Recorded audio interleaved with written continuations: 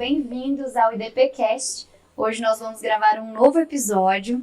Meu nome é Marcela Brito, sou jornalista aqui no IDP e vou conduzir uma conversa hoje com a professora Carolina Costa Ferreira, que é uma prata da nossa casa. Ela é doutora e mestre em Direito e professora do mestrado em Direito Constitucional aqui do IDP. Além de professora, ela também é advogada, especializada no atendimento a mulheres, questões de gênero, individuais e coletivas, no âmbito penal e na defesa de direitos humanos. Professora, muito obrigada por nos prestigiar, por estar conosco aqui no IDPcast mais uma vez. Muito obrigada, Marcela. Eu que agradeço pelo convite mais uma vez. Já fui host de uma das temporadas, sobre ciências criminais do IDPcast. Para mim é um prazer compartilhar um pouquinho da minha história com vocês. Pessoal, inclusive fica o convite. A gente tem uma temporada com a professora Carolina que está imperdível, onde ela traz convidados muito importantes para diversas questões do direito penal.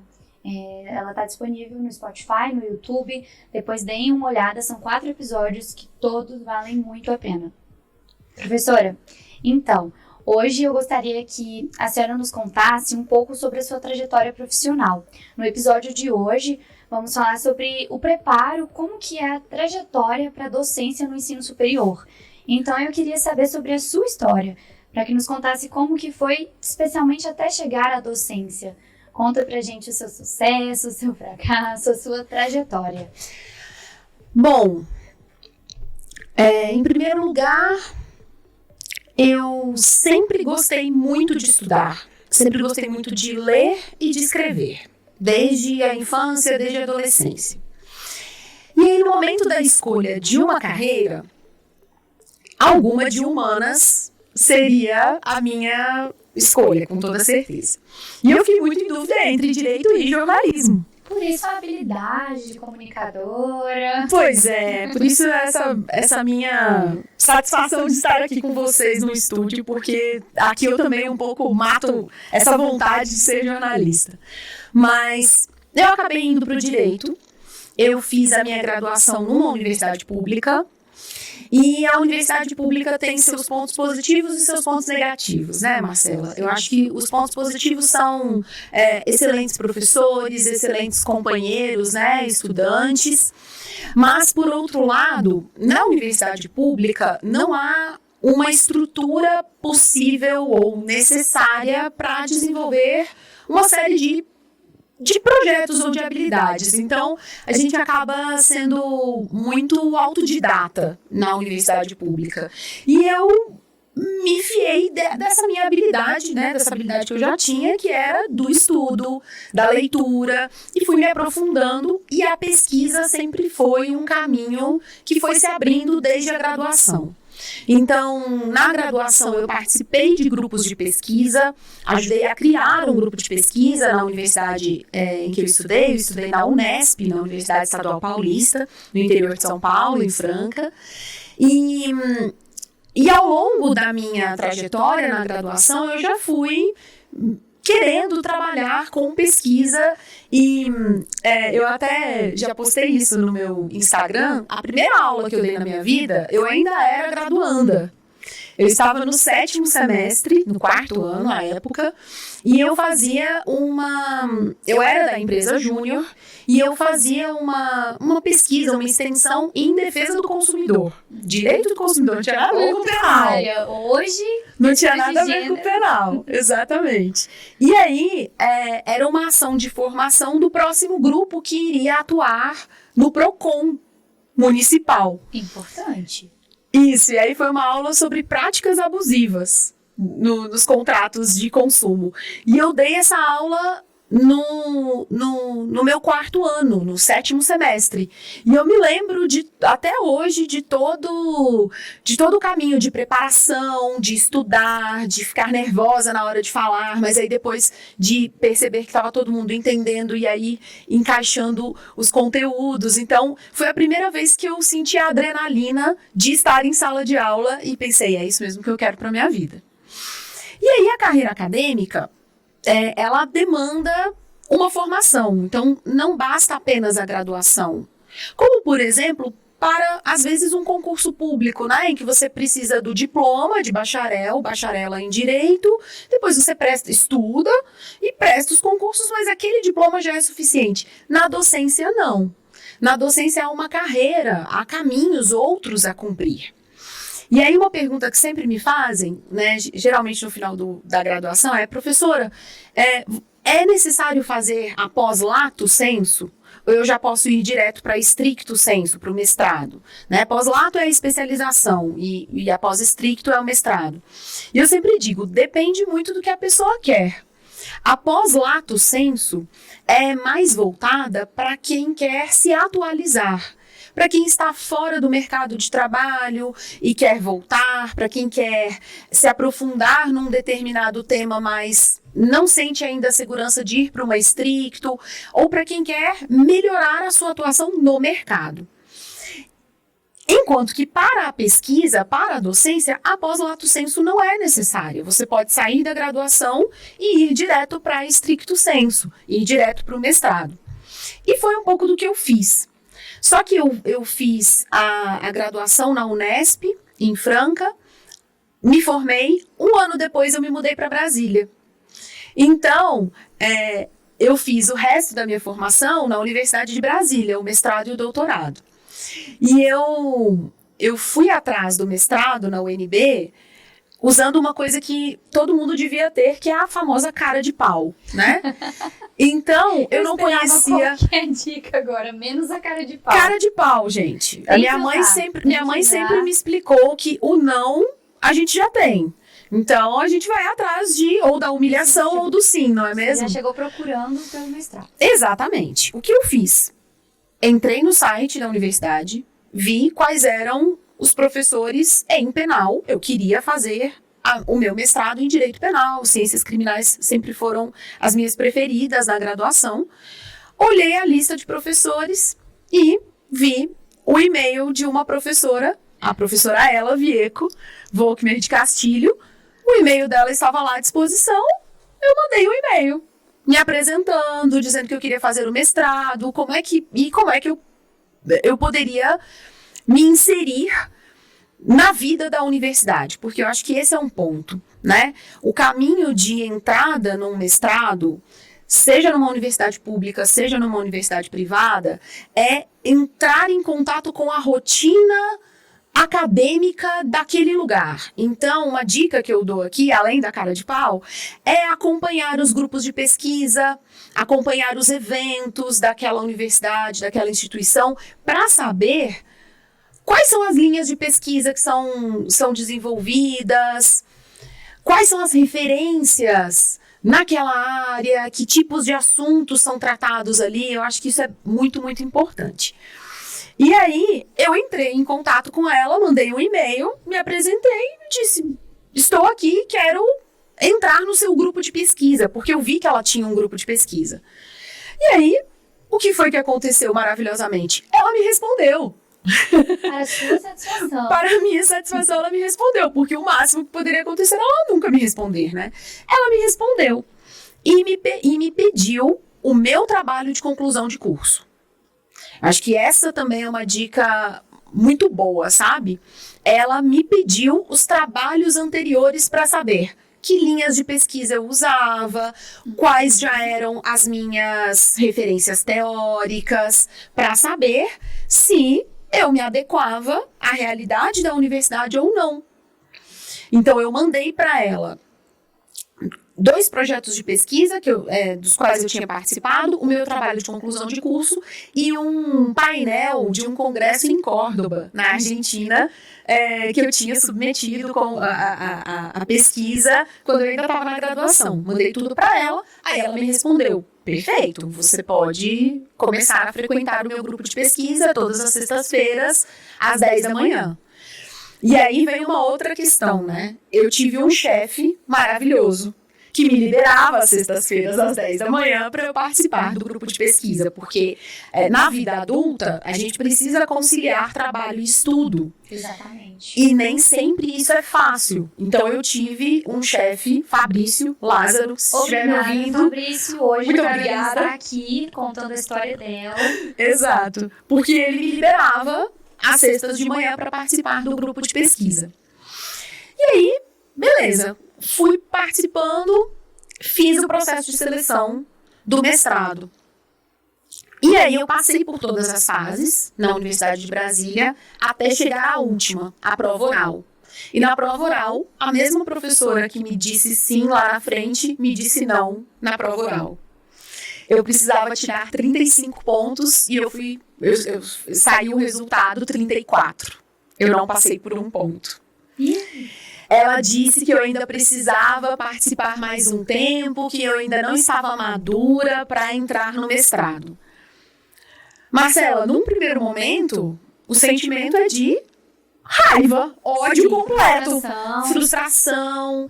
Mas depois de um tempo, agora 14 anos depois, analisando bem, há males que vêm para bem.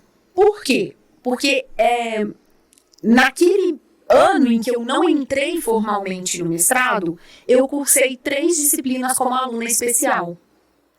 Então, e participei ativamente do grupo de pesquisa. Ou seja, e aí, no ano seguinte, eu passei em terceiro lugar.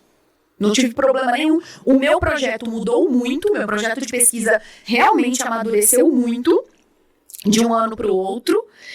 E eu já tinha feito 3 disciplinas antes de entrar formalmente no mestrado. Ou seja, eu ganhei mais tempo lá na frente para a escrita da dissertação. Então, no final, eu acabei fazendo o mestrado em 3 anos, informalmente, quando o prazo são 2 anos, são 24 meses, né? Então, eu acho que no final foi bom, né? Eu terminei o mestrado em 2010, 2010. Escrevi a dissertação sobre como os 5 tribunais regionais federais julgam crimes contra o patrimônio privado e crimes contra o patrimônio público. Então, a diferença entre furto, roubo e peculato.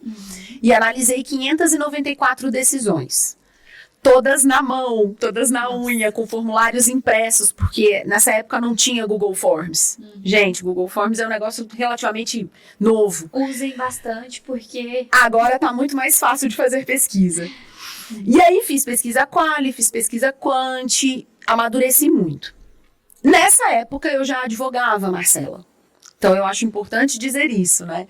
Quando a gente faz mestrado, doutorado na vida adulta, sem bolsa, sem dedicação exclusiva, o tempo é muito diferente, né? Então, eu trabalhava no escritório de advocacia criminal geral, que trabalhava mais com tribunais superiores, mas a rotina era muito intensa.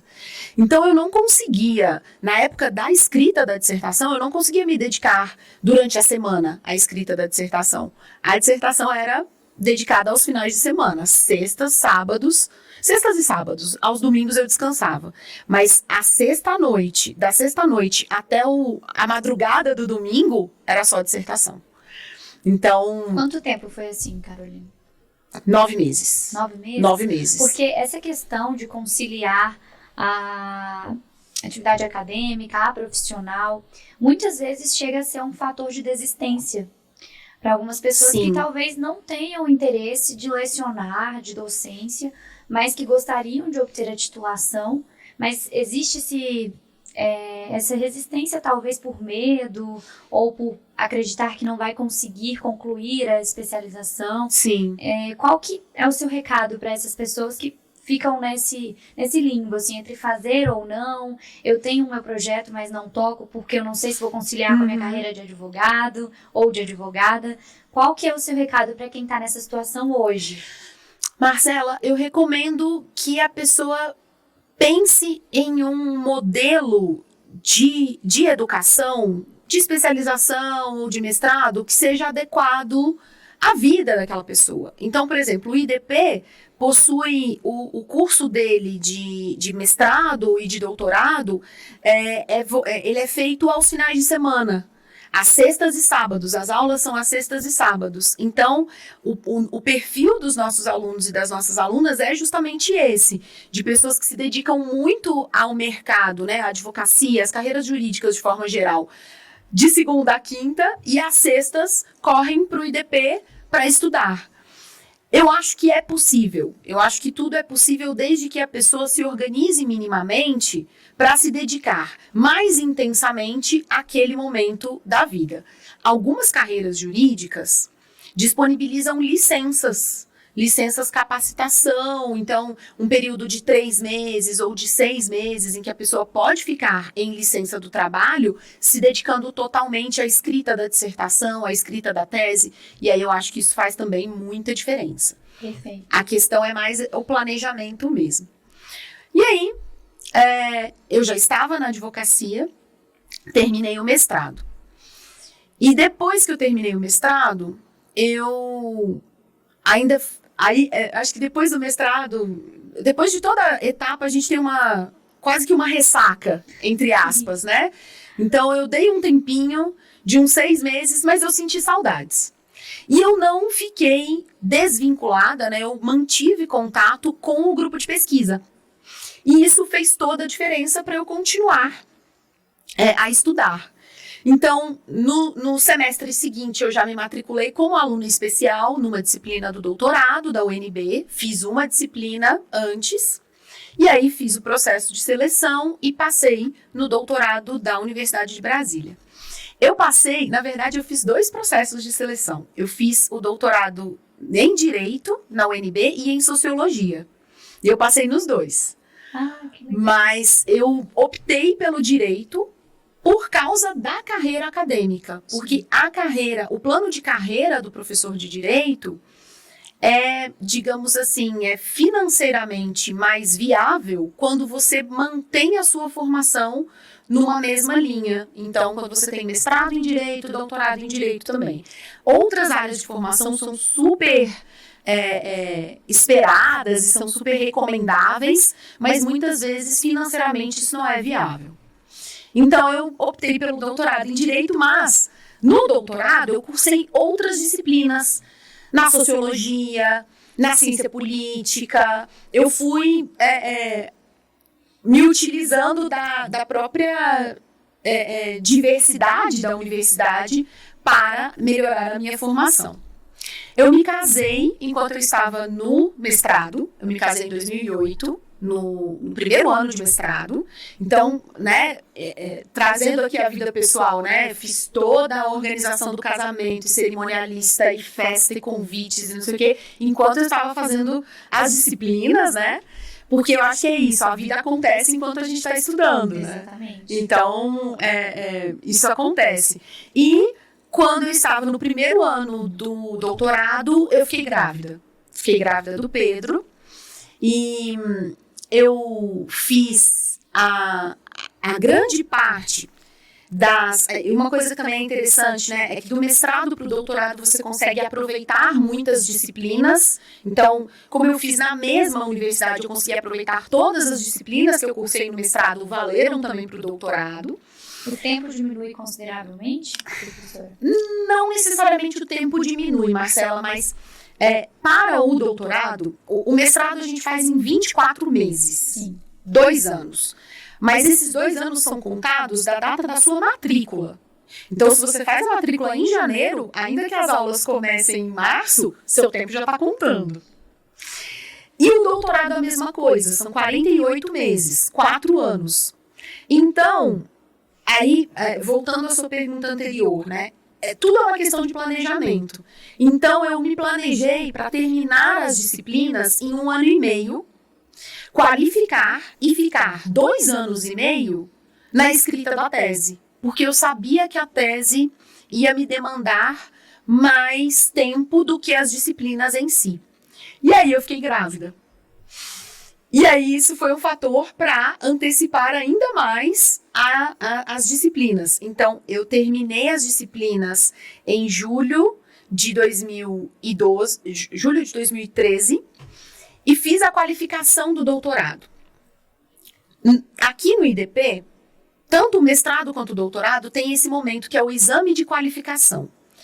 A qualificação é um momento em que você está no meio do caminho, quando você já terminou as disciplinas e quando você já tem uma boa ideia de como desenvolver o seu trabalho. Então, algumas pessoas apresentam um projeto de pesquisa, outras já apresentam 1 ou 2 capítulos escritos, mostrando para a banca examinadora o que você quer terminar, né? Como é que você quer terminar o seu trabalho. Então, no mestrado, no mestrado e no doutorado, no mestrado são 3 professores, sendo um orientadora, e um convidado, convidada, e outro interno, interna. No doutorado a mesma coisa, é a mesma dinâmica. E eu fiz a qualificação do doutorado grávida de 36 semanas. Na reta final. Na reta final. Então, né, para quem não está muito habituado aí com quem é de humanas como nós, né, a gestação dura mais ou menos 40 semanas. Tem uma pesquisa que diz que 70% dos bebês nascem entre a 39ª e a 40ª semana. E aí eu qualifiquei com 36. Nossa. Tava tudo comprado do quarto do Pedro, mas nada montado, nada arrumado. Então, e ele confirmou os dados dessa pesquisa e nasceu com 39 semanas e 6 dias. Pouquíssimo tempo depois. Então deu tempo, mas deu tempo de tudo. Deu tempo de arrumar, deu tempo de passar as roupinhas, tudo certo. Quando eu terminei as lembrancinhas, no dia seguinte eu entrei em trabalho de parto. Foi tudo no timing perfeito, deu tudo certo. E aí ele nasceu, e aí aqueles 6 meses que eu tinha, entre aspas, de gordura para queimar da tese, eu não tinha mais, porque aí foram meses que eu utilizei para ficar com o Pedro numa licença maternidade. Inclusive, fica a dica aqui, a CAPES reconhece o direito à licença maternidade, então eu poderia ter pedido a extensão do meu prazo por mais 6 meses no final do término do meu prazo, para a escrita da tese em razão da licença maternidade. Agora, mais recentemente, no ano passado, no currículo Lattes, existe um campo para licença maternidade. Para que as mulheres coloquem de tanto a tanto, de quanto tempo a quanto tempo elas ficaram em licença maternidade. Por quê, Marcela? Porque muitas vezes, trazendo o gênero para o debate, porque não tinha como não trazer, muitas vezes as pesquisadoras são pressionadas por produção e por publicação num momento de licença maternidade, no momento em que o bebê precisa da mãe por 24 horas, assim, né? Em amamentação exclusiva, em uma série de demandas. Então, isso acontece e era uma questão que não era silenciada, ela não era mencionada. E aí, um grupo de pesquisadoras da Federal do Rio Grande do Sul criou um grupo chamado Parenting Science, que mostra o número de mulheres pesquisadoras, o número de mães pesquisadoras, a quantidade de publicações, a necessidade de adaptação de prazos, e aí não é o nosso caso, mas no caso das ciências da vida, a adaptação de laboratórios que tenham os locais adequados para deixar a criança, uma série de questões que precisam ser colocadas para o exercício da maternidade. Mas, enfim, Pedro nasceu, prazo da tese rolando, eu já tinha terminado as disciplinas, fiz a tese e defendi a tese em abril de 2016, com 1 mês além do prazo, né? E ele já tinha 1 ano e meio, 1 ano e 8, né? 1 ano e 8 meses quando eu defendi. E aí, durante o processo de escrita da tese, eu voltei a dar aulas, eu voltei para a sala de aula, eu era assessora na vice-PGR, da professora Ela Vieco, minha orientadora, me chamou para eu ser assessora dela na Procuradoria-Geral da República, então eu tinha 2 empregos e a tese. E um bebê. Então, era algo muito corrido, assim. Para ser muito sincera com vocês, eu realmente não me lembro do ano de 2014, nem do ano de 2015. Assim, eu tenho vagas lembranças, porque Eu tava de um lado pro outro, E o Pedro, meu filho, ficou numa creche em tempo integral. Eu fui para a PGR e na PGR havia uma creche, então ele ficava na creche e eu descia para amamentá-lo 3 vezes ao dia. Então isso era maravilhoso. Acho que esse é um ponto também muito importante, né? Que é o apoio necessário para esse momento da maternidade. E depois ele ficava numa creche em período integral, então eu ficava muito com ele mais à noite. E aí, a escrita da tese também era à noite. Então, eu sempre digo isso para os meus alunos e alunas da pós do IDP. O meu horário de estudo era das 10 da noite à 1 da manhã, que era o horário da mamada. Então, eu chegava em casa umas 9h30, ele mamava e dormia. E eu sabia que ele ia acordar à 1. Então, eu ficava estudando, eu não ia dormir, eu já ficava estudando, esperando a próxima mamada. Aí vinha a próxima mamada, ele dormia e aí eu dormia também. Então, a gente vai se adaptando. Eu acho que o exercício da vida acadêmica é um exercício que demanda uma formação maior do que em outras carreiras e é uma formação na vida adulta. Eu acho que essa é a grande diferença da carreira acadêmica. Sim. A senhora levantou um ponto muito importante, que é esse que a vida acontece enquanto a carreira acadêmica se desenrola. Nesse sentido, hoje, como professora, deu tudo certo, gente. Carolina é nossa professora aqui no mestrado do IDP. E eu queria saber, professora, como que é conciliar hoje? Porque uma pesquisadora, ela não para, ela pesquisa sempre, como bem colocado aqui anteriormente. Como que é conciliar as atividades em sala de aula com a sua prática na advocacia, com a sua vida pessoal, trazendo isso para o mundo real, assim, com todos os prós e contras? Traz para a gente o cenário no qual hoje a senhora está inserida. Marcela, vou começar por um ponto que você tocou. A carreira acadêmica termina formalmente com o doutorado. Então, você tem o título de doutora, porém, muitas vezes a gente diz que o doutorado é o primeiro trabalho do começo da sua vida acadêmica profissional. Então, depois do doutorado, outros desafios vêm, como a criação de um grupo de pesquisa próprio. Então, aqui no IDP eu tenho o Observatório de Direitos Humanos, que eu co-lidero com a professora Luciana Garcia. Então, pensar nas linhas de pesquisa desse grupo, pensar nas atividades, nas produções, nas publicações, e aí as publicações que vêm com uma doutora liderando, estabelecendo uma linha de pesquisa, estabelecendo um caráter autoral, digamos assim, das suas pesquisas. Eu acho que esse é um ponto. E aí chega o gênero, né?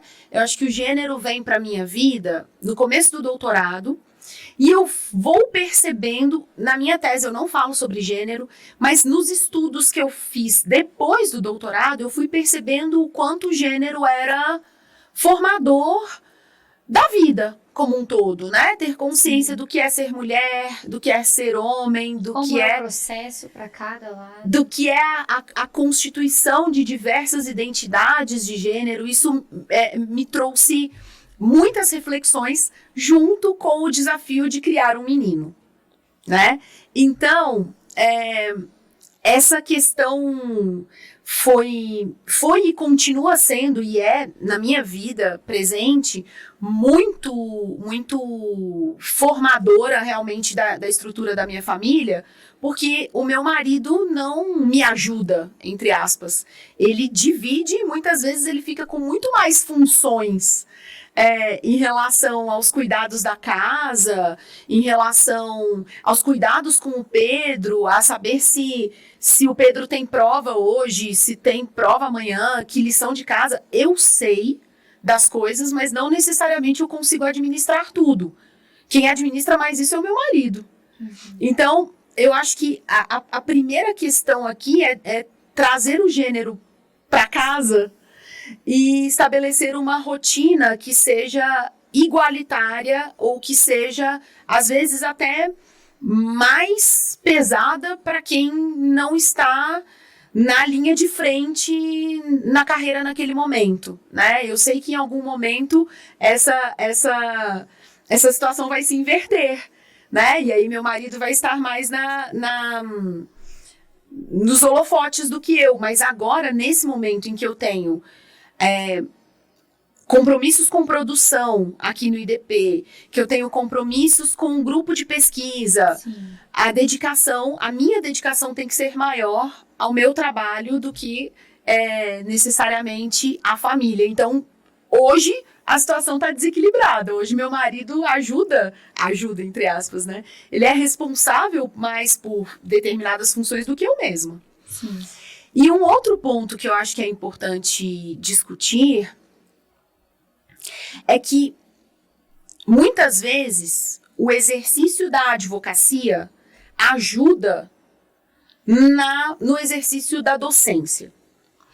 E aí, passando um pouco para a minha vida profissional, fora da academia, eu sou advogada, eu nunca tive paciência, nunca quis prestar concurso, e aí eu não sei o quanto isso é chocante para quem mora no Distrito Federal, para quem está nos ouvindo fora do Distrito Federal, isso é mais tranquilo, mas para quem é do Distrito Federal isso é um problema, é quase um problema seríssimo, né? Porque todo mundo tem um edital aqui na vida. Não, mas você viu esse concurso que abriu? Todo mundo tem um edital para te mostrar em algum momento e não... eu já passei pelo serviço público muitas vezes, Marcela, em cargos de assessoria, consultoria, e eu acho que o serviço público tem uma função excelente, mas eu não tenho o perfil de ficar por muito tempo em uma determinada função, né? Então eu gosto de mudar as minhas atividades. Na advocacia existe essa possibilidade. Exatamente. Eu acho que a advocacia tem essa dinâmica, né? Tem esse caráter mais dinâmico. Cada caso te instiga de uma forma. Exatamente. Cada caso demanda um estudo diferente, muitas vezes demanda um aprofundamento diferente. E aí, muitas das questões que você aprende na docência ou na atividade acadêmica, você consegue levar para a vida na advocacia. Vou te dar um exemplo. Eu tive um caso no escritório em que houve uma concessão de uma ordem de ofício num agravo. Então, vou traduzir aqui. Geralmente, a concessão de ordem se dá em habeas corpus, em outro recurso. E, nesse caso, um ministro concedeu de ofício, significa que ele constatou aquela ilegalidade e ele quis reparar aquela ilegalidade já concedendo a ordem de ofício em outro recurso. E eu achei aquilo estranho, porque não tinha uma previsão legal. Fui fazer uma pesquisa, uma análise de decisões. E eu percebi que o Supremo Tribunal Federal já fazia isso com muita frequência desde 2012.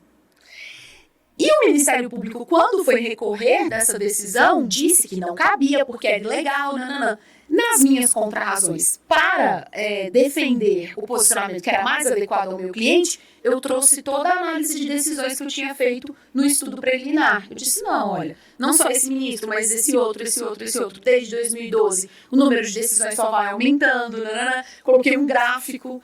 Então, você traz a habilidade. Exato, você traz a sua forma de olhar para aquele objeto de pesquisa para a sua carreira profissional.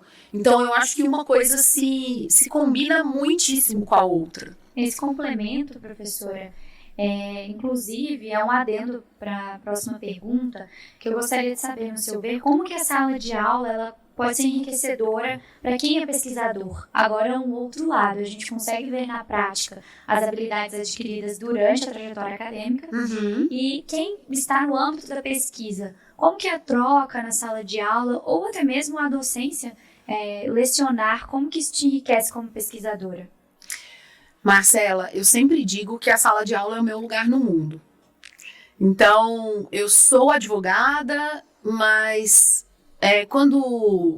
sabe quando você vai se hospedar num hotel? Você recebe a ficha e coloca profissão? A minha profissão é professora. Então, eu sempre digo que é na sala de aula que as coisas acontecem. E isso desde a graduação até o doutorado.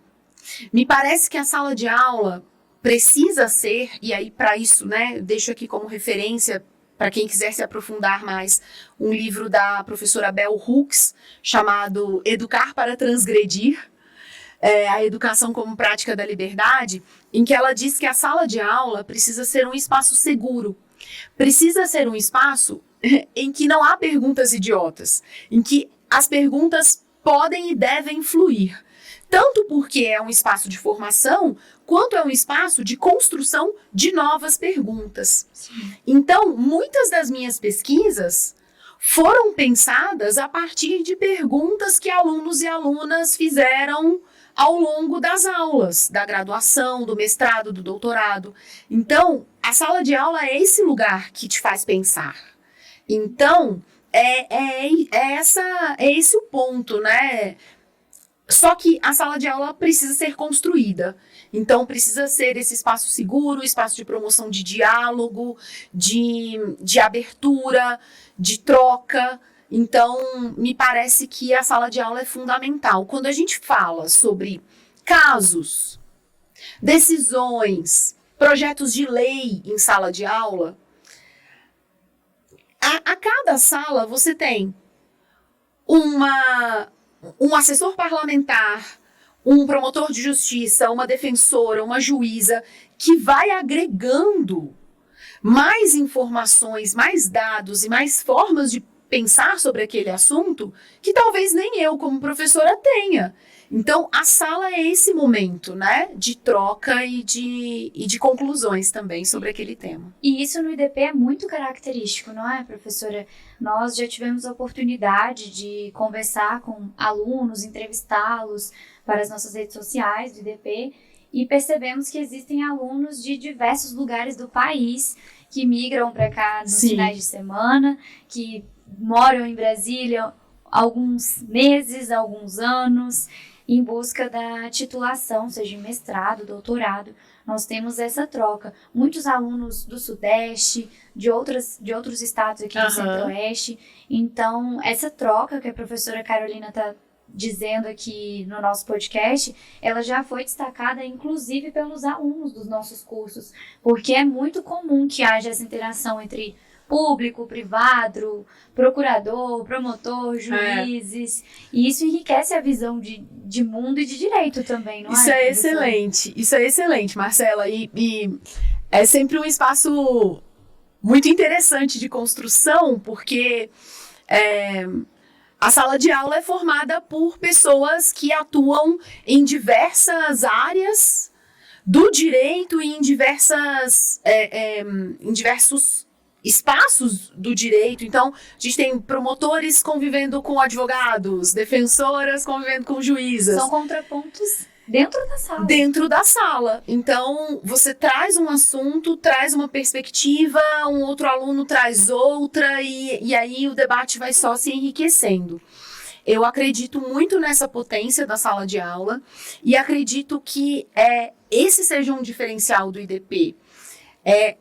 A possibilidade de agregar profissionais que já estão na vida adulta, né? Então, já são profissionais há 5, 10, 15 anos, têm uma experiência consolidada no mercado e vêm atrás de um referencial teórico, de um substrato maior para suas aulas, para a sua atuação profissional, e encontram nesse ambiente um ambiente de diálogo. Então, para mim, esse é o grande diferencial. Eu dou aula no IDP na pós-graduação, né, na Stricto, há quase 5 anos, e me parece que esse caldo tem ficado ainda mais intenso nos últimos tempos. E aí as salas de aula têm sido muito prazerosas, porque você tem diferentes aspectos sobre um mesmo tema. Me parece que a produção acadêmica também, das pessoas que já têm uma certa maturidade no ambiente de trabalho, no mercado de trabalho, é uma produção menos ingênua, Marcela. Porque muitas vezes a gente traz uma questão, especialmente no direito, A gente traz uma questão, complexifica essa questão sob o ponto de vista teórico e termina com a famosa, mas políticas públicas podem melhorar esse quadro. Os nossos alunos não fazem isso. Por quê? Porque muitas vezes eles já estão na gestão dessas políticas públicas e aí eles partem dessa dificuldade para aí sim auxiliarem na maturidade desse pensamento. Então eu tenho esse problema nas políticas públicas. O que eu vou fazer para resolvê-lo teoricamente? Então eu acho que é uma abordagem baseada em problemas que é muito mais interessante do que uma perspectiva apenas teórica. Sem dúvida, porque o ponto de partida já é outro, né? Já Exatamente. É muito mais avançado do que seria se não estivesse na prática. Estamos encaminhando para o fim das nossas perguntas, mas antes eu queria saber, ao seu ver, professora, qual que é a importância de o professor acadêmico ter as especializações completas, mestrado e doutorado, passar por essa experiência da Estrito? Marcela, eu acho que mestrado e doutorado têm objetivos diferentes. O mestrado tem um objetivo de, entre aspas, ensinar a dar aula. Então, existe uma disciplina obrigatória no mestrado que se chama prática docente. Então, é nessa disciplina que o mestrando, a mestranda, tem acesso a outro professor, professora, faz um estágio em docência, tem acesso a conteúdos associados à prática docente, então a mecanismos de sala de aula invertida, metodologias, diferentes estratégias para dar aula, para reforçar os seus conhecimentos sobre aquele assunto, agregando isso em sala de aula. Então, o momento em que se, entre aspas, forma um professor, uma professora, é no mestrado. O doutorado é pensado para quem quer pesquisar, para quem quer ser líder de um grupo de pesquisa e para quem quer formar outros professores. Então, digamos assim, na cadeia alimentar da formação acadêmica, o doutor tá em cima, o doutor está no topo, depois vem o mestre, a mestra, depois o graduado, graduada, né? Então, quem tem doutorado deve se preocupar muito com o amadurecimento da sua própria pesquisa e deve se preocupar em formar outros mestres, formar outras pessoas que também ocuparão espaço em sala de aula. E aí a lógica é muito mais madura, digamos assim, né? De saber que você está, por exemplo, quando eu estou orientando na Estricto do IDP, eu sei que eu não estou orientando uma pessoa que não tem experiência. Ela já tem uma experiência prévia, tanto na prática quanto na carreira acadêmica. Então, isso é muito importante. Então, me parece que esse é o grande ponto. O ideal é que uma pessoa que vá dar aula na graduação e na pós também tenha mestrado e doutorado para agregar essas duas experiências, tanto a formação de professores quanto a formação de pesquisadores. Excelente, professora. Bom, agora que nós sabemos alguns detalhes da sua brilhante trajetória, tanto no âmbito acadêmico quanto no pessoal e profissional como advogada, além de professora, eu gostaria de fechar nossa conversa, nosso bate-papo, com algumas dicas para quem quer se qualificar para a área de docência acadêmica. Quais são os cursos aqui no IDP que podem ajudar esse interessado ou essa interessada na docência? Marcela, eu acho que é isso, assim, eu acho que a pós-lato ajuda muito na atualização de conceitos. Então, se a pessoa quer fazer mestrado, doutorado, mas não se sente totalmente segura para investir diretamente no mestrado, eu recomendo que faça a pós-lato. Eu acho que a pós-lato é esse espaço de aquecimento, digamos assim, dos motores para o estricto. Se a pessoa já tem uma inclinação para pesquisa e já entende que quer seguir a carreira docente, recomendo que vá a pós-estricto, né, ao mestrado e ao doutorado, depois do mestrado, curso e doutorado. Acho que esse é o caminho que é o mais mais adequado, né? Sem pular etapas, sem muita pressa. Eu acho que também a urgência, eu entendo a urgência, mas eu acho que cada fase também precisa ser muito bem pensada, né? Muito bem estruturada. Bem um amadurecimento de pesquisa, de prática, como a gente viu aqui na prática, com a professora Carolina contando cada detalhe da carreira acadêmica dela e também pessoal. Eu gostaria de agradecer a sua presença conosco, professora. Foi um bate-papo que com certeza vai agregar muito para quem está interessado na carreira de docência, principalmente acadêmica, para quem visa lecionar na graduação, na pós-graduação. Gostaria que a senhora fizesse suas considerações finais. Muito obrigada, Marcela. Eu que agradeço mais uma vez pela oportunidade de estar aqui com vocês. Eu só queria deixar um alerta que, assim, eu acho que cada pessoa tem a sua própria experiência, né? Com certeza. Então, esse foi o meu caminho. Eu acho que algumas pessoas têm um caminho mais fácil, outras pessoas têm um caminho mais difícil. Eu acho que há várias questões que permeiam aí os caminhos das pessoas, questões de classe, de raça, de gênero. Então, eu espero profundamente que a minha experiência ajude alguém, inspire alguém a continuar estudando, a pensar na carreira docente, porque eu sempre brinco, sempre falo em sala de aula que eu sou professora porque eu tenho esperança. Né? Eu tenho esperança em um mundo melhor, tenho esperança em uma sociedade melhor, e me parece que a sala de aula é esse espaço de produção, de geração de esperança. E aí é isso que eu desejo a todo mundo, esperança mesmo. Com certeza. A gente nem entrou no ponto sobre o quão gratificante é ver os seus alunos estrelando, encabeçando pesquisas importantes. Com frequência, nós vemos os alunos agradecendo a professora Carolina nas redes sociais, marcando-a em lançamentos de livros, que geralmente são as teses que se transformam em livros. Então, com certeza deve ser uma atuação repleta de gratidão e de admiração, tanto dos teus alunos pela sua pessoa, quanto o contrário. Demais, então, demais. Mais uma vez, eu gostaria de agradecer a sua presença, e por aqui nós encerramos nossa conversa sobre carreiras de docência no ensino superior. Obrigada.